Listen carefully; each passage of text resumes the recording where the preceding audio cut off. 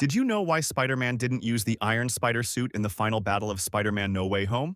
We all know Dr. Octopus damaged Peter's Iron Spider suit, but actually he gives the nanotech back to Peter. So why didn't Spider-Man just use it at the end and easily defeat the villains? Here's what most people missed. When Peter cures Doc Ock, pay close attention. The Iron Spider suit device is left on the table. Right after that, everything goes wrong. Green Goblin suddenly attacks, the villains turn, and Peter gets thrown out of the building. In the chaos, the suit device is still sitting there, and Peter never gets the chance to grab it. Before he can go back, Damage Control shows up and forces him to retreat. So it's not that he couldn't use the Iron Spider suit, he simply lost access to it at the worst possible moment. Why doesn't Spider-Man's suit have an arc reactor like Iron Man's? We've seen Peter's suit run out of power and recharging it takes way too long. So wouldn't adding an arc reactor just fix everything? Well, not exactly. Spider-Man's suit is designed to be lightweight, flexible, and incredibly comfortable. Adding an arc reactor would require a much more complex system and a lot more nanoparticles to support it. That means extra weight and less mobility. And for someone who swings between buildings every second, even a little extra weight makes a huge difference. Peter doesn't need more power, he needs speed and agility. And that's something no arc reactor can improve. When Ned pulls Dr. Strange back from the mirror dimension, Strange said he was hanging for 12 hours. Been dangling over the Grand Canyon for 12 hours. I know. But back in Spider-Man Homecoming, Peter clearly says his webs only last 2 hours. Hey, that's gonna dissolve in 2 hours. No.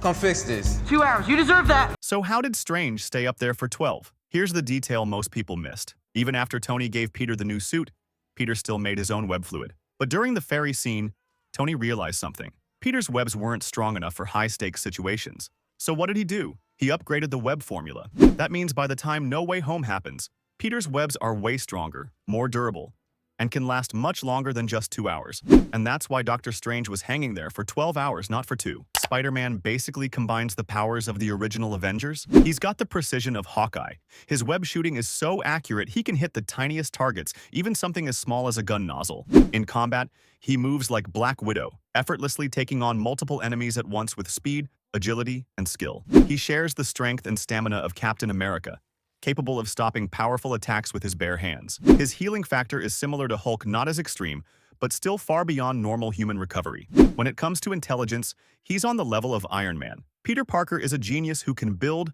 understand, and adapt advanced technology on his own. And in terms of durability, he's like Thor, able to take massive hits and keep fighting like nothing happened. Spider-Man isn't just one hero, he's a little bit of all of them combined.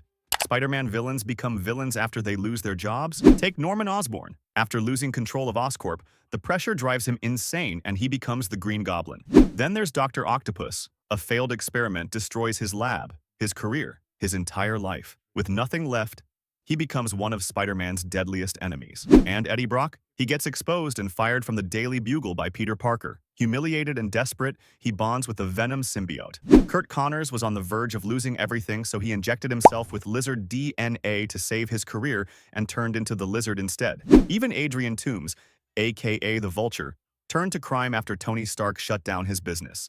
And don't forget Quentin Beck, Mysterio, who was fired by Tony and came back for revenge. At this point, it almost feels like losing your job is the real origin story. Or maybe Tony Stark is the real villain. When Electro was about to attack Spider-Man in Spider-Man No Way Home, something interesting happens. Sandman suddenly steps in and says this to Peter. Peter, it's me, Flint Marco. But just moments later, after Electro gets trapped, Sandman completely switches. I don't trust you. I don't know you. So, what changed? The answer is actually hidden in Spider-Man's suit. After getting covered in paint, Peter has no choice but to wear his suit inside out. And when he does, it ends up looking almost identical to Tobey Maguire, Spider-Man's black suit. That small detail is huge. For a moment, Sandman thinks he's talking to his Peter, the one he already knows and trusts. But once he takes a closer look, he realizes this isn't the same Spider-Man. And that's when his attitude changes. In the big team-up scene with all 3 Spider-Men, there's a subtle detail most people miss. Only Tobey Maguire's Spider-Man shoots webs with both hands at once, while Tom Holland and Andrew Garfield mainly use one. That's because Tobey's version has organic webbing, meaning he never runs out. And when Tom's Spider-Man is swinging around, he actually gives Tobey and Andrew a small boost midair using his webs. A tiny teamwork moment that's easy to miss. Even cooler, Tom pulls off a slide roll move straight out of Captain America Civil War, the same move Captain America used against him. He also used that exact move earlier in Spider-Man Homecoming during the ferry fight. Now here's another small detail. When Electro appears, his lightning briefly forms a star-shaped mask on his face. This is a direct reference to his classic comic book design.